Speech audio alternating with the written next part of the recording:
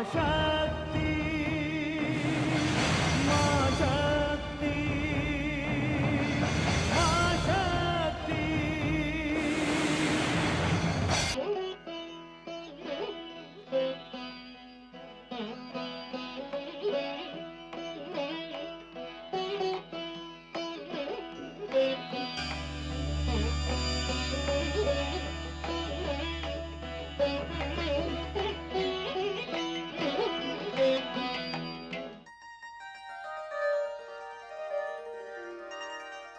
महालक्ष्मी, पार्वती, आप?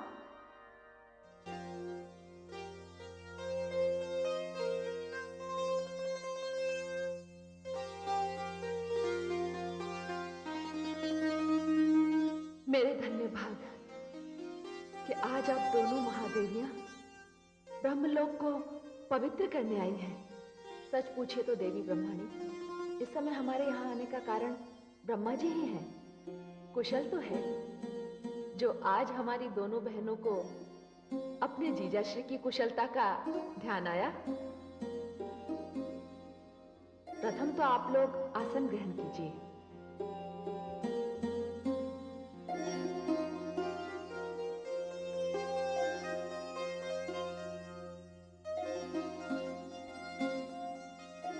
क्या ग्रहण करेंगी आप? आपके ब्रह्मलोक के द्राक्ष बड़े मीठे होते हैं महादेवी। हाँ, सो तो है। मैं अभी उनका शीतल रस निकलवाकर आपके समक्ष प्रस्तुत करती हूँ। स्मिता, स्मिता। आज्ञा महादेवी। शीघ्र द्राक्ष रस प्रस्तुत करो। जो आज्ञा। महादेवी, आपके वीणा वादन में हमने व्यवधान तो नहीं डाला? नहीं नहीं महादेवी, मैं तो कुछ श्रुतियों की रचना कर रही थी। हाँ, आप मेरे स्वामी आदि प्रजापति के विषय में कुछ कहने जा रही थी। महादेवी सरस्वती, यदि मेरा ये कथन आपको अपने जीवन में व्यर्थ का हस्तक्षेप लगे तो क्षमा कर दीजिएगा, किंतु हमारी ये चिंता स्वाभाविक है। आदि प्रजापति ने अपने वरदान द्वारा उन दानव दुष्टों शुंभ और निशुंभ को मृत्यु से निर्भय कर दिया है। हाँ महादेवी, और उसका समस्त देवी देवताओं की नीतियों पर बड़ा ही उल्टा प्रभाव पड़ेगा। आप तो जानती हैं, जब कभी दानव शक्ति बढ़ती है तो देवताओं पर संकट आता है। और देवर्षि नारद मुझे बता रहे थे कि धरती के वासियों में भी इसकी बड़ी तीखी प्रतिक्रिया हो रही है। अभी तो वे महिषासुर के उत्पादों से पूर्ण रूप से उभर भी नहीं पाए थे कि ये शुंभ और निशुंभ ने उसका स्थान ले लिया। नारद जी के कथनानुसार पृथ्वी के वासियों में इतना रोष है कि वे तो ब्रह्मा जी के पूजन का विरोध करना चाहते हैं। यही हमारी चिंता का कारण है जो हमें आपके पास ले आया है। हे महादेवियों, इस विषय में मैंने उनसे विचार किया, किंतु वे पिता हैं, सारी सृष्टि उनकी संतान है।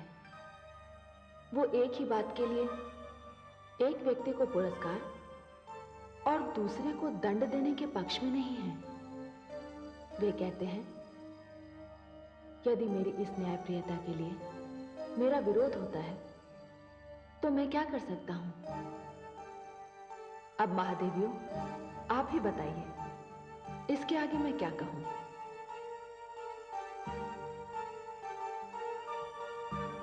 लीजिए, द्राक्षरस आ गया।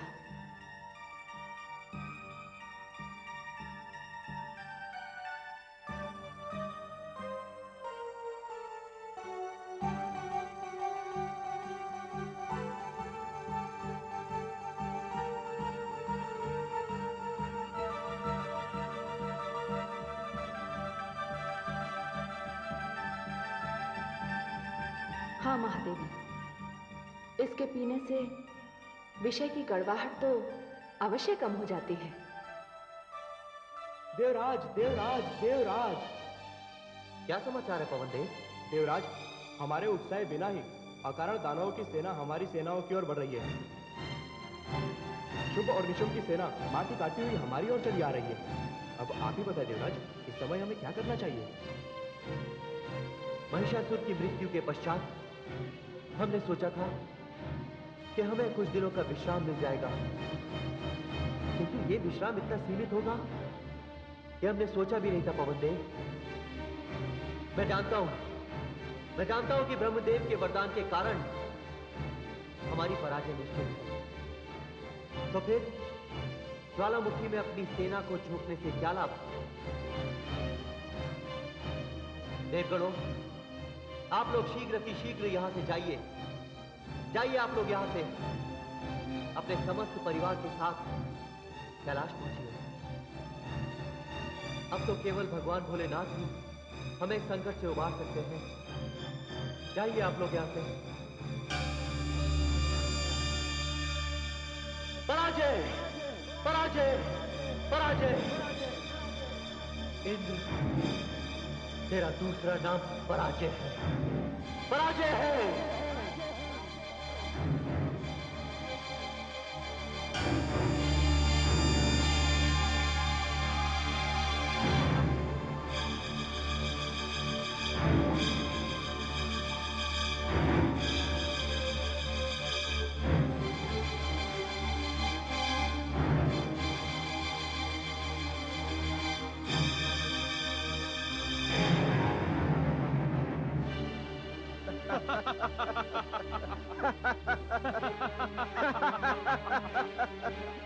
बधाई हो भ्राता शुंभ, हमने इंद्रासन बिना किसी परिश्रम के ही जीत लिया।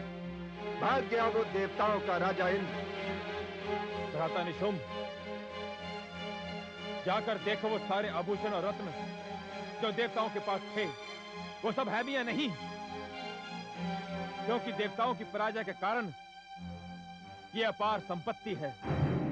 जो आज्ञा भ्राता श्री, किंतु पहले आप इस सिंहासन पर तो बैठे, मैं भी तो देखो कि मेरा भ्राता इस सिंहासन पर बैठकर कैसा लगता है। हम तुम्हारी इच्छा को अवश्य पूर्ण करेंगे निशुंभ।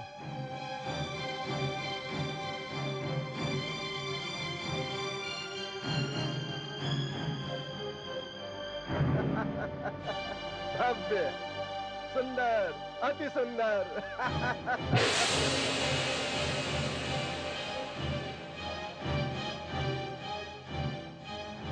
प्रणाम गुरुदेव। यशस्वी भव। असुर सम्राट शुंभ एवं निशुंभ, तुम लोगों ने विजयश्री प्राप्त कर ली, किंतु विजयश्री एक छलावे की भांति होती है, न इसके प्राप्त होने का पता चलता है और न ही इसके खोने।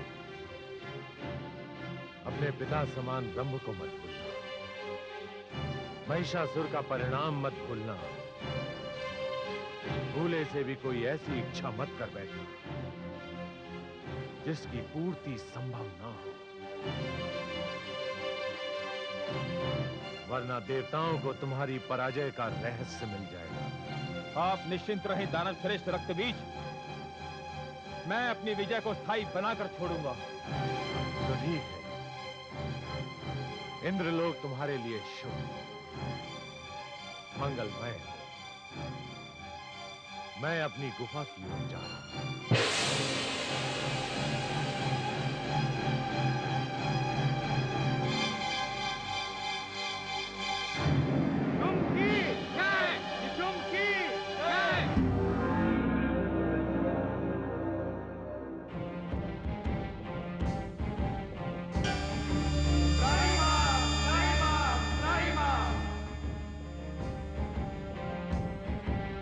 क्या बात है देवराज? आप तो सब जानते हैं भोलेनाथ, आपसे क्या छिपा है। हम देवता कब तक जय और पराजय के बीच विधाता के लेख का झूला झूलते रहेंगे। ये दानव और असुर हमसे शेषता और समानता का युद्ध लड़ते हैं, किंतु वे भूल जाते हैं कि वे अपने दुष्कर्मों के कारण ही संसार में असुर और दानव कहलाते हैं। फिर भी वे अपनी असफलताओं का दोष हम देवताओं के मत्थे मरते हैं।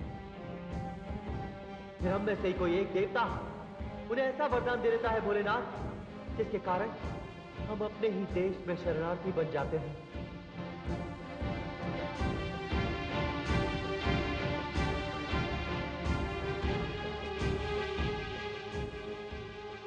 क्या बात है, आज पूरा देवलोक ही यहाँ उपस्थित है। हे मां जगदम्बे, हमारी स्थिति इस समय वही है जो महिषासुर के समय थी। अंतर केवल इतना है कि महिषासुर का स्थान अब शुंभ ने ले लिया है माते। शुंभ और निशुंभ ने सारी पृथ्वी पर हाहाकार मचा रखा है माता। समझ में नहीं आता हम क्या करें। हमें तो देवी दुर्गा ने कहा था कि जब भी हम संकट के समय उनका स्मरण करेंगे वे हमारे समक्ष प्रकट हो जाएंगी। संकट का इससे उचित अवसर और क्या होगा माते, और क्या होगा?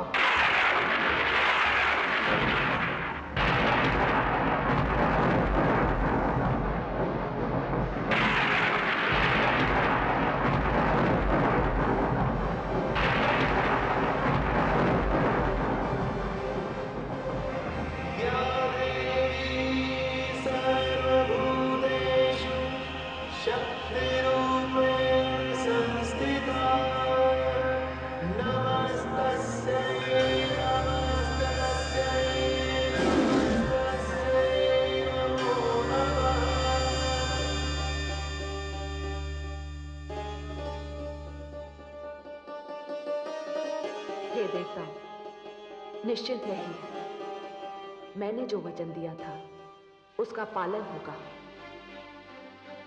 मैं अपनी समस्त शक्तियों के साथ शुंभ और निशुंभ के वध के लिए अभी प्रस्थान करती हूँ।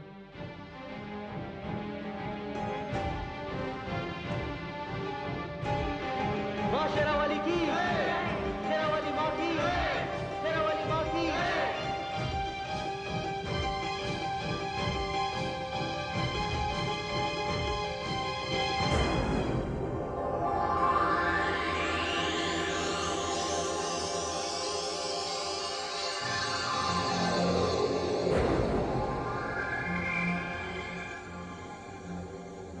आइए भ्रातश्री निशुंभ। बैठ जाओ अनुज। तुम दानवों के सम्राट हो। तुम्हें अपने बड़े भ्राता के सम्मुख भी दानवों के सम्राट के समान ही व्यवहार करना चाहिए। जी भ्रातश्री।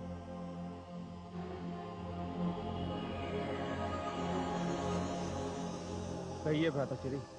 हाँ, मैं तुमसे ये कहने आया था कि हम दानवों को महामंत्री के पद के लिए केवल एक बुद्धिमान ही नहीं, एक शक्तिशाली व्यक्ति की आवश्यकता है।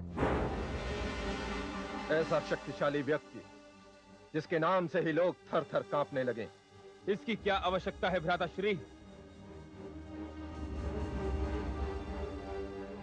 वैसे लोग तो हमारे नाम से भी कांपते हैं।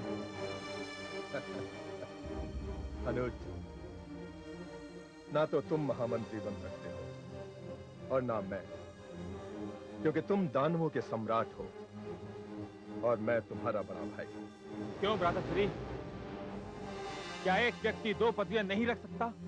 नहीं, ये अनुचित है और इसीलिए मैंने निर्णय लिया है कि मैं और तुम दोनों असुरों के गुरु शुक्राचार्य से मिलने जाएंगे, क्योंकि जब से वो हम असुरों की हठधर्मी से रुष्ट हुए हैं तब से हम असुरों का प्रभाव और शक्ति दोनों कम हो गए हैं।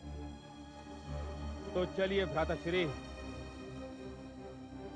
कुल गुरु शुक्राचार्य के बिना हम असुर एक शून्य की भांति हैं।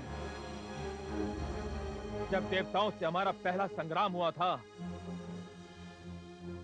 तब हम असुरों की पराजय हुई थी, किंतु कुल गुरु शुक्राचार्य ने ही हमारी पराजय को विजय में बदल दिया था। ठीक है अनुज, आओ गुरुदेव शुक्राचार्य को ले आए।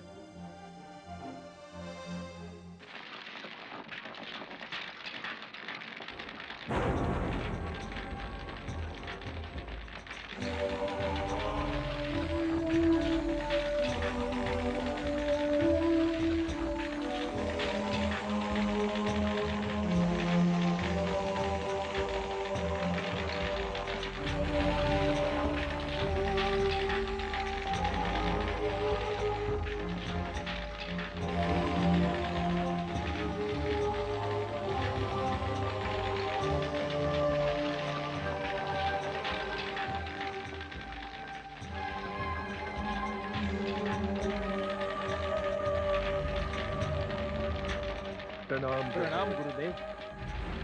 कौन? मैं निशुम्भ हूँ गुरुदेव। क्यों आए हो यहाँ? गुरुदेव, मैं अपने अनुज दानव सम्राट शुंभ को आपके पास लेकर आया हूँ। चले जाओ यहाँ से। अब मेरे पास तुम सम्राटों को देने के लिए कुछ भी शेष नहीं है। ऐसा मत कहिए गुरुदेव। जब से आपने अपनी कृपा का हाथ हम असुरों के सर से हटाया है, तब से हम असुर जो त्रलोक विजयी थे, रसातल में पहुंच गए हैं। क्यों नहीं पहुंचेंगे? तुम असुरों के लिए मैं केवल नाम मात्र का गुरु रह गया। नहीं नहीं कुलगुरु, आपकी कृपा न होने के कारण महिषासुर जैसा प्रतापी बलवान एक स्त्री के हाथों मारा गया। महिषासुर जो मेरे आदर्श है। दानव सम्राट शुंभ, एक पराजित व्यक्ति को कभी अपना आदर्श मत बनाना। गुरुदेव, हम पर अपनी कृपा दृष्टि रखिए। आपको हमारे साथ चलना होगा। सोच लो, तुम असुरों में मैं एकता लाना चाहता हूँ, अनुशासन देखना चाहता हूँ मैं तुम्हें। गुरुदेव, आपको वो सब हम असुरों से मिलेगा। मैं आपको वचन देता हूँ। नहीं, वचन सदैव सोच समझ कर देना चाहिए। आवेश में दिए गए ऐसे वचन 100% झूठे निकलते हैं। गुरुदेव, इसे आप मेरा वचन नहीं, इसे गुरु के प्रति मेरी श्रद्धा समझिए। ठीक है, मैं तुम्हारे साथ चलूंगा। मैं पुनः एक बार तुम असुरों को संगठित करूंगा और तुम सबको तुम्हारी अकाल मृत्यु से बचा लूंगा। गुरुदेव, ब्रह्मा जी के वरदान के कारण मुझे ऐसी ही इच्छा मार सकती है जिसकी संसार में पूर्ति ना हो। और भला मैं ऐसी इच्छा करूंगा क्यों? बस अभी से ऐसी बातें मत करो। बार बार धोखा खाने के पश्चात भी तुम असुरों की समझ में यह क्यों नहीं आता कि ब्रह्मा तुम्हें वर तो दे देते हैं, किंतु अपने वर के तोड़ को देवताओं के लिए सुरक्षित रख लेते हैं। तुम दोनों मेरी बात मानकर यदि मेरे बताए हुए मार्ग पर चलते रहे तो तुम्हारे वरदान में जो एक संकट छुपा है, मैं उसे भी दूर कर दूंगा।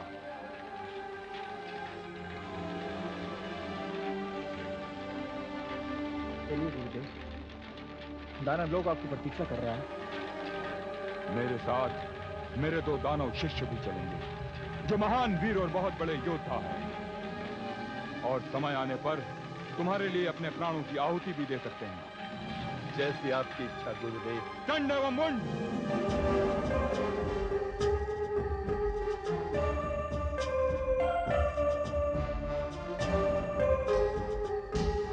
आज्ञा गुरुदेव।